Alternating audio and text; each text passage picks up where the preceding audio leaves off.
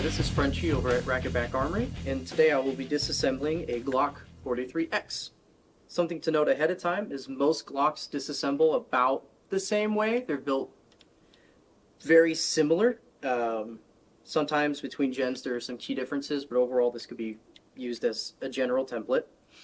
The tools you will need today are a Glock sight tool, any flathead screwdriver, a pair of pliers, a punch block, some sort of hammer, brass or steel, and then a set of punches.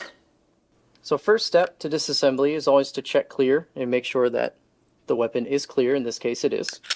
For a field strip, we will check clear again, pull the trigger, pull back slightly until you hear a click, pull down on the takedown lever, and take the slide off.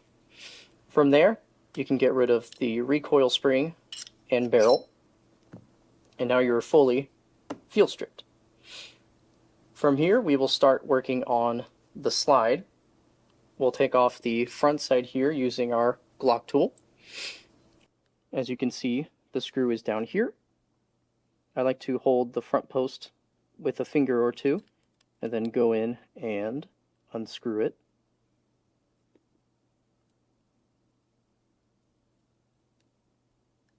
And this is the Glock sight tool? Yes.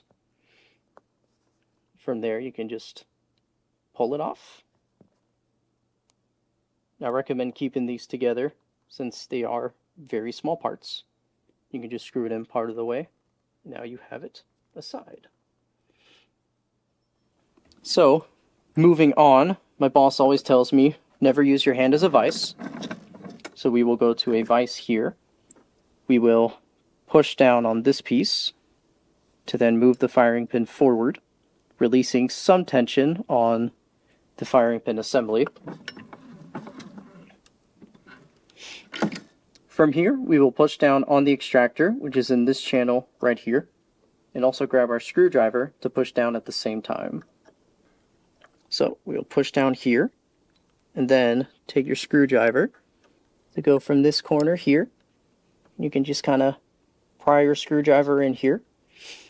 Something to be aware of is there is a lot of spring tension from the firing pin assembly. From here, you can pull out the punch.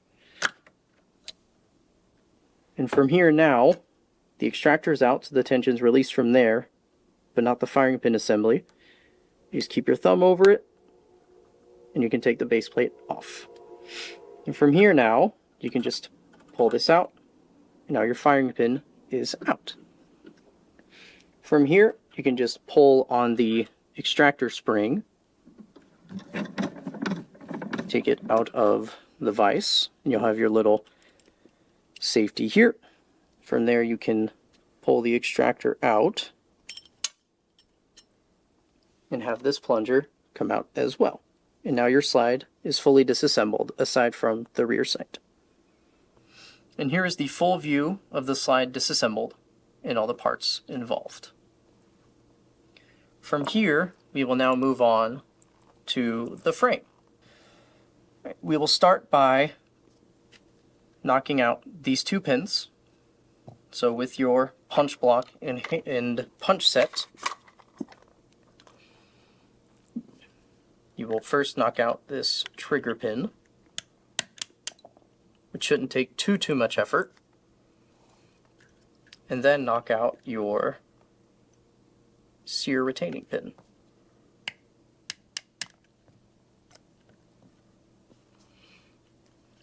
From here, you'll now be able to pull out this piece, which holds in your trigger and slide release in place. I like to take a screwdriver, go underneath it, and just pull up and out. And you can also now pull out the entire sear and trigger assembly, as well as the slide release.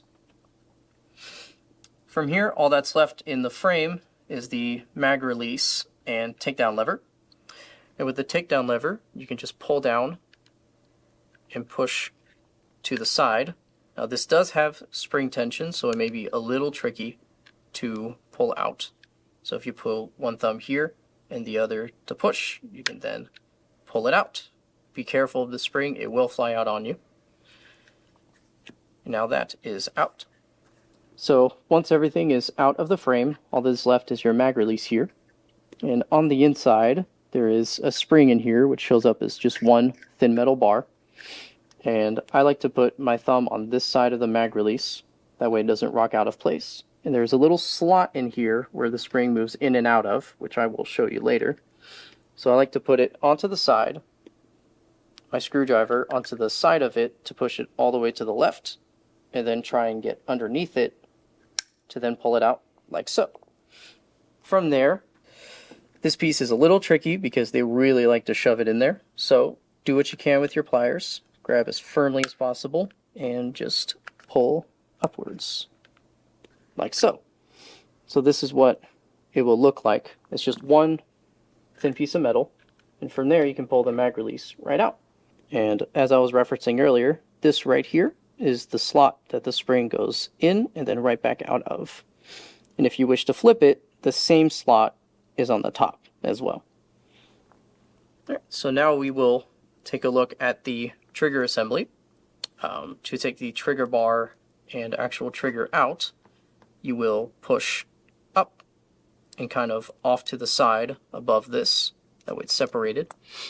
This trigger bar is stuck to this trigger because there is a one-way pin right in here. So as far as we are concerned, this is as far as we go disassembly wise. And as for the sear housing, you have your sear right here, the sear spring, and also this piece as well that holds it all together. So the last part to be disassembled would be the sear assembly itself. So to do that, you can take a screwdriver here, lift this up and to the side, and it pops right out. From there, you can pull this spring off of the little arm here, push the arm forward and up into this slot, and then it should fall right out. You may need to use a screwdriver and push it.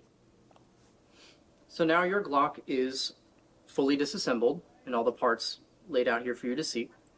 Most of the time you won't need to do a full disassembly. However, it is never a bad idea to completely disassemble to clean each and every piece after a long day of shooting. For our purposes today, we disassembled it for the purpose of Cerakoting, which is something we do a lot. And I hope that you learn a lot from this guide and that it will help you in the future.